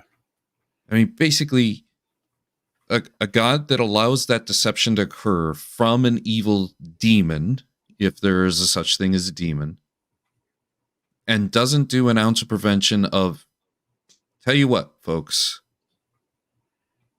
I know you didn't know you were getting deceived by this supernatural being that you think is amazing, but let me tell you, I've taken care of it. And I'm going to clean up this mess before it becomes a mess. You don't even realize it was a mess. Is that a bad god for taking the ounce of prevention and making the world a better place and educating on where deception and how we can verify whether you are being deceived by Baal or Azazel? And voila, problem solved. So, apologetically, and I don't like apologetics, apologetically, the argument, the counter is that it's for the greater good. So to allow for the greater good, you have to allow, and this is a free will argument, you have to allow for people to freely to choose to follow a false god or to have their views corrupted. Where does it say that in the Bible? Where does it say free will in the Bible? Where does it say that God is going to give you a choice so that, I mean, hey, I understand God doesn't want to be a celebrity, because I remember a story of Justin Timberlake almost getting his ear ripped off because he went shopping and somebody wanted to possess literally his ear. Well, and I can imagine God having the same problem, right? Well, it's God protecting his people and God protecting the truth. It's not God protecting all people. If there's no verifiable system for a demon to come in, if a demon existed and a God existed, if there's no verifiable system, then how would you know any being is a deceiver who is creating a false religion, and your belief in your hero, invisible hero, who I believe was once a trinket and they made a way to make them an invisible being that you now worship without any of those trinkets? It's an invisible hero, and you have this invisible evil guy, and you have the son of the invisible, and you have an invisible something else that's just a spirit, right? All of those are unverifiable, and all I want to know is, ounce of prevention, what diligence was made so that you know that you didn't follow Jesus, who is the equivalent of the Baal and the Azazel that we were just talking about, and so on, and et cetera, without a verifiable Yahweh or Hashem or Adonai to go rely on as the placeholder of what we know the factual is, because we don't have free will. It just doesn't even bring any kind of ability to be testable and verifiable for us to know whether something is deception and something is a supernatural being. And my question to you, my quest, is that if you're going to demand that there is a God and he can have a son, you show that, connect that dot from humans being able to perpetuate all of this information to that moment in which God gave it to us in the first place. If you can do that, because I can provide all the information that humans can write good stories, right? Grant Cardone can tell a story. He can fill your head full of ice and water and then overfill your head with ice and water. But you know what? Never seen God do it. Supernatural being doesn't do that. But humans writing stories about supernatural beings do. So I am the way this conversation is going is that I would just be talking about supernatural things that I've experienced. I don't want to go there. Well, so have I. I've had those experiences too. So, but what I'm going to say instead is that I was going with one line of argumentation because I've interacted with you before and I know where you like to go and I wanted the conversation to be interesting. But I did put my my 2 cents in earlier. So my simple counter is that I do believe in free will. And I realize that a lot of people don't. And I know that philosophically, because of physics, it has become problematic for some people to argue for free will. So from my point of view, I would argue that God gave everyone the chance to know the truth, and that through their own judgment or misjudgment, they corrupted the message of the truth, which coincides with the biblical narrative of, the Tower of Babel and all that kind of stuff. Not that I'm saying the Tower of Babel is a real story. That's not what I mean. I'm saying the narrative that's in there coincides with the way people corrupt their understanding of knowledge. So for me, there's no problem there because I believe in free will. Now, here's the conundrum or the paradox for you. I've always believed in God and I've always believed in free will. So if deterministically my chemicals in my brain, my genetics has predisposed me to believe in free will and free choice, and there's nothing you can do to convince me otherwise, then what is the point of arguing? And don't stop arguing with me, please, of just making this point. What's the point of trying to argue someone out of a predetermined point of view? Predetermined point of view? Your predetermined or my predetermined? My predetermined. What's the point of trying to argue? So I believe in free will. So I totally believe there's a point to me arguing with you to try to get you to either to believe or to get people who are listening to believe. I think what you do is idol worship, and it's a being that doesn't exist. And somebody psychologically figured out that they could make a more effective idol if they made it invisible. And that's what you worship. And the pareidolia and the things that happen in the neural firings in our heads make it feel an awful lot like there is this possession of, I kind of equate the feelings of, we have about every 3 months roughly in this country 2 big lotteries, 2 national lotteries that get around $1 billion.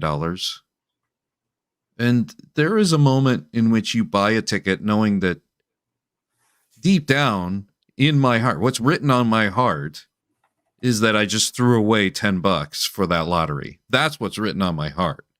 But for the next 6 hours until the drawing, I get to dream about spending all of this money. What am I going to do with all this money? And in my imagination takes over. And to me, that's the distance that the dots have to be connected to a real God and an invisible hero called Yahweh, in which we've been sold a bill of goods that in our hearts we know isn't true, but it sure is nice to dream about what's next.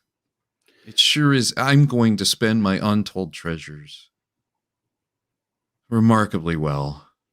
And to me, that's what it sounds like. You've been sold something, you've bought it, you get to dream about it, but in your heart, you've just thrown away however many years of your Christian life, to enjoy that dream, to enjoy that imagination.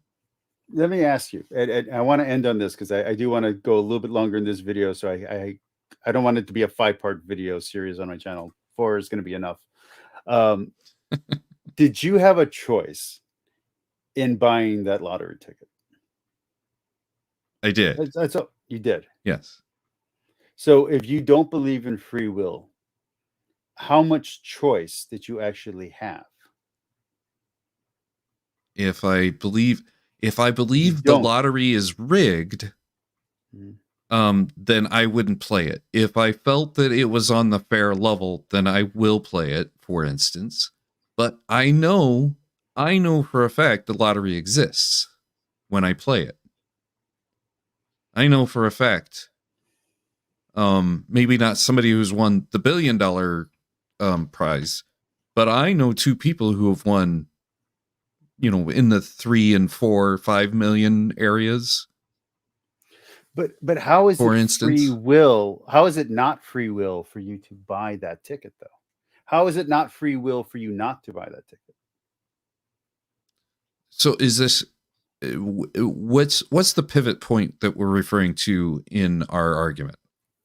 So this lottery ticket, this purchase of my decision to purchase this lottery ticket. What's the pivot point in our conversation to God? Let's say that you choose, and I'm not saying you do. Let's say you choose not to believe in God. That you've seen all the evidence, you've read all the stuff, and you've read enough extra biblical material to understand that enough people believe in a God that it's not just a one-off belief. Okay? But you think that there's a fundamental misunderstanding in the Bible. But the Bible is not the only understanding of God. There are multiple understandings of God. And every time you pick up a different understanding, whether it's textual, whether it's oral, whether it's whatever, that's another, let's say, lottery ticket. Okay. Now, one of the things you can do with a lottery ticket is not buy one. That's one of the options. So is this my atheism equation? That's your atheism equation. So I just haven't bought the Untold Treasure ticket, but I know that there's a God. Is that the analogy? So no. So I believe in free will, you don't believe in free will. So if you don't believe in free will, is there any way that someone who believes in a God cannot believe in a God? And is there any way that someone who doesn't believe in a God can believe in a God? Like, I'm not talking about I just don't buy the argument agreement. because there's a lot of things in my natural living life in which intrinsically I have zero control over. And if there is a God, that would fall into that category of intrinsically. I could stop breathing tonight during my sleep, for instance, and no longer be alive. But for the most part, I breathe in and out all night long, snore like a foghorn all the live long night, most nights. But one of these nights, I'm probably going to stop breathing, for instance, and no longer be alive. Now, intrinsically, I didn't have free will to do that. It just happened. So if there is a God, for instance, in the panpsychism, pantheism reference that you'd made earlier, it is intrinsic. That is not purchasing a lottery ticket. That isn't the same as my lips moving to formulate words. And the ticket that you're using.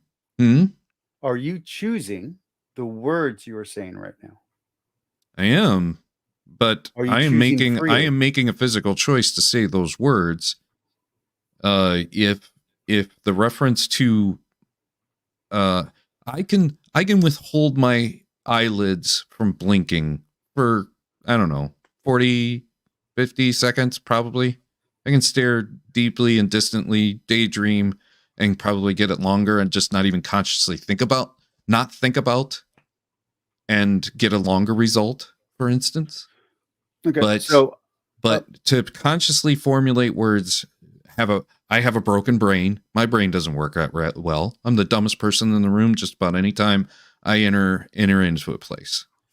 Right?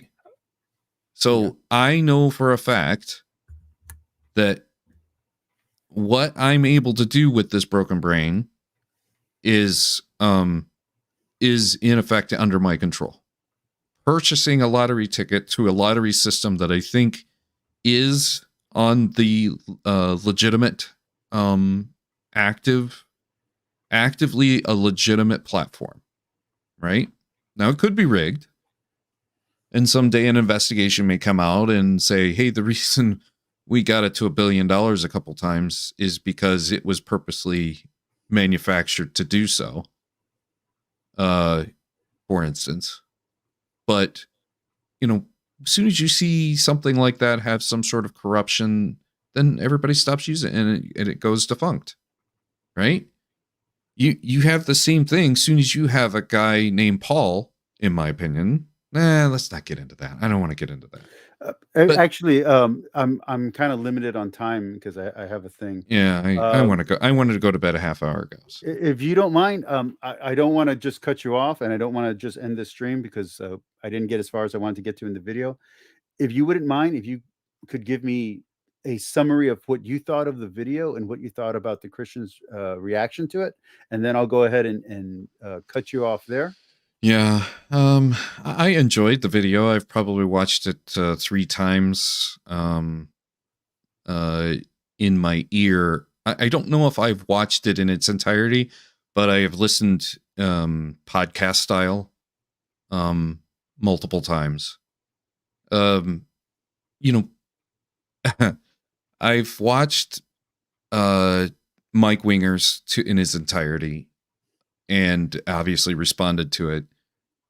Testify and Inspiring Philosophy and Rob from Sentinel Apologetics. I don't remember who the fourth guy is, but I tried to watch it and listen to it in the podcast style. It is so much bloviation in about the hour. It's a 3-hour video. I got at least an hour in. It is Rob Sentinel, just from Sentinel Apologetics, just bloviates, and his audio was horrible. Like it was torture. It was torture to watch them. Just, I don't know. They're apologists, and they want to bring up factual information that, in my opinion, is so far removed from necessary information on whether or not there's a God. You know, it's kind of like the Shroud of Turin. If you want to look up, and I have, if you want to look up peer-reviewed papers on the stuff about that's about the Shroud of Turin, you can knock yourself out all the live long day. But at the end of the day, 0% of everything that was sourced came from God. 0% of anything that was sourced came from heaven. 0% came from hell. 0% came from a supernatural being. 0% came from the Holy Spirit. 0% came from heaven, hell, demons, angels, you name it. It was 100% human. And that's the disconnect. Nobody can connect those dots to whatever being that it is that they say and insist that I accept on faith to become saved or some variation. And at any time, in my opinion, and Satan's Guide somewhat points this out, at any time, you know, Jesus could just get off his duff, get off the golf course, and clarify things. I don't think Jesus golfs, by the way. I don't think he does. But Jesus could get off his duff and clarify things. All right, I'm going to cut you off there. If you want to stay on, I'm going to just do an outro. No, I'm heading out. I'm going to bed. All right. And I look forward to talking to you again whenever you're available, man. Yeah. Cheers. Later. All right. So I am going to try to keep these streams to about 2 hours long. specifically because I'm trying to do a thing that I got going on in the morning. So we'll see you all tomorrow night. Hopefully we'll keep this going. Hopefully we'll get a bigger audience even tomorrow. I'm hoping to keep this down to 4 streams, but if it ends up being longer than that, I want to get through this entire video. So peace, like, and subscribe. Talk to you all later. It has been great. Just because there was a lot of polemics done in this video, let me go ahead and do a little bit of Christianese here. I do believe in God. I do believe in the theological truth of the Bible, and I do like engaging in apologetics and polemics, but I like going to counter apologetics and anti-apologetics, where just the facts and let the facts lay down where they may.